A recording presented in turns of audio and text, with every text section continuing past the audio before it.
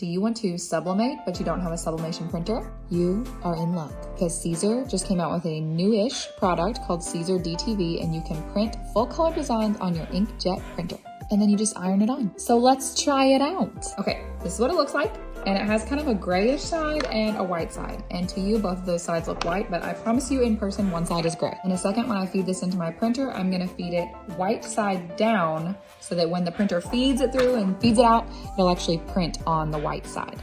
Okay, so I put my pennant in Cricut Design Space and I made it 5.5 inches wide so that it's perfect for the little shirt I'm putting it on.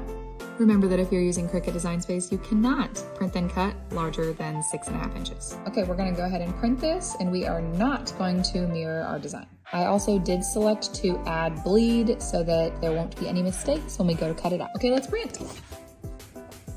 Place it on your mat.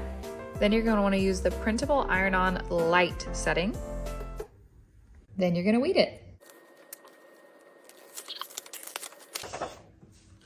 Then you're gonna need one of these little TTD easy masks, which is essentially transfer tape for specialty iron-ons. Just peel it and then put it on top of your design. It's on there, and now we're just gonna peel it up. She looking good. Now you're just gonna iron this on to whatever you wanna iron it onto at these heat settings. Happy crafting!